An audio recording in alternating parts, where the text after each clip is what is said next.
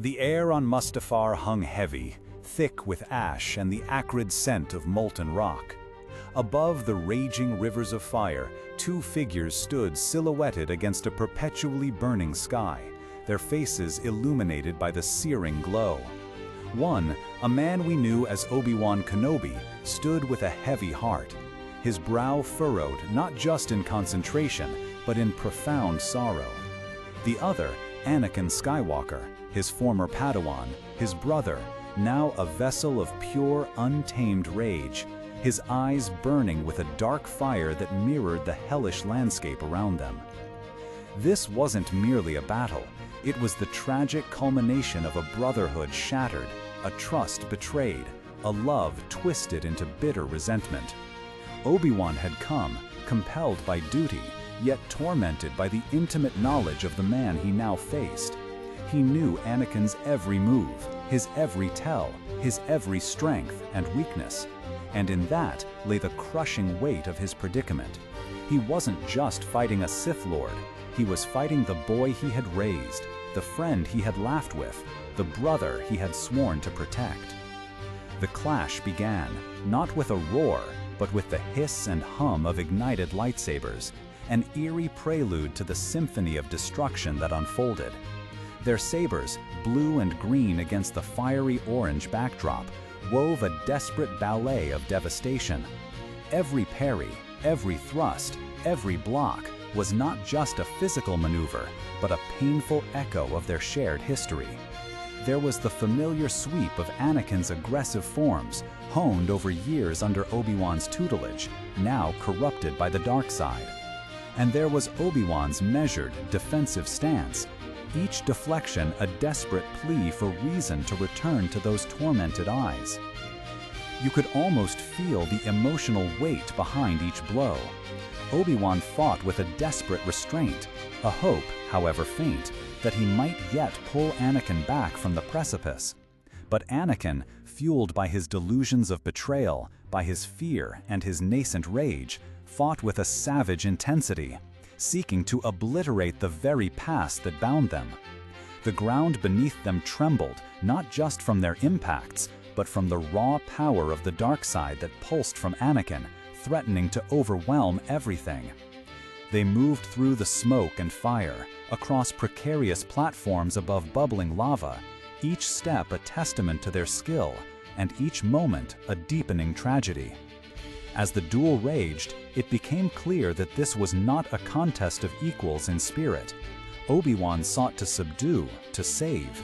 Anakin sought to destroy, to conquer. There was a moment, perhaps, when Obi-Wan saw a flicker of the boy he knew, a hesitation in the eyes now clouded by hate. But it was quickly extinguished by the overwhelming tide of the dark side.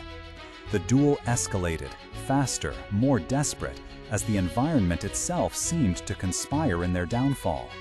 It was here, amidst the searing heat and the crushing realization, that Obi-Wan saw his chance, a narrow window born from Anakin's overconfidence and fury. He gained the high ground, a simple position perhaps, but strategically profound. From that vantage, Obi-Wan issued his final heart-wrenching plea. "It's over, Anakin. I have the high ground." A desperate warning, an attempt to halt the inevitable. But the rage that consumed Anakin blinded him. "You underestimate my power," he screamed, his voice raw with fury, and he leapt. It was a move born of arrogance, not skill, a final, fatal mistake. In that agonizing second, Obi-Wan made the choice that would haunt him for the rest of his days.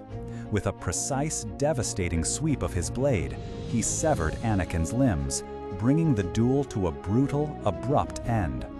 The searing pain, the anguished cries that followed, were not those of a defeated enemy, but of a dying friend.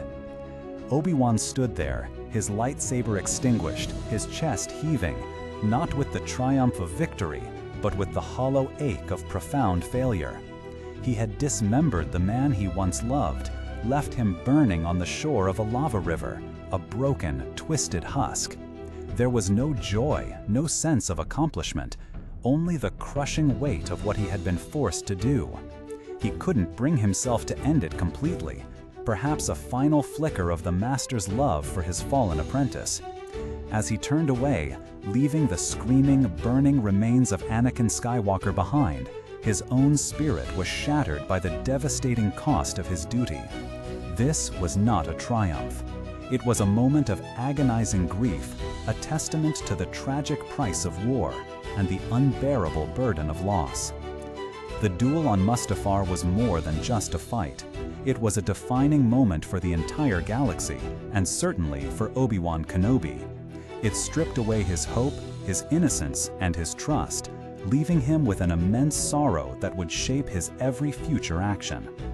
It was a victory won at an unbearable cost, a high ground claimed with a heavy, broken heart.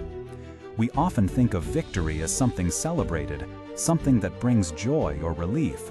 But sometimes, as Obi-Wan's story reminds us, victory is merely the moment when the last painful choice is made, and what remains is only the profound quiet of loss.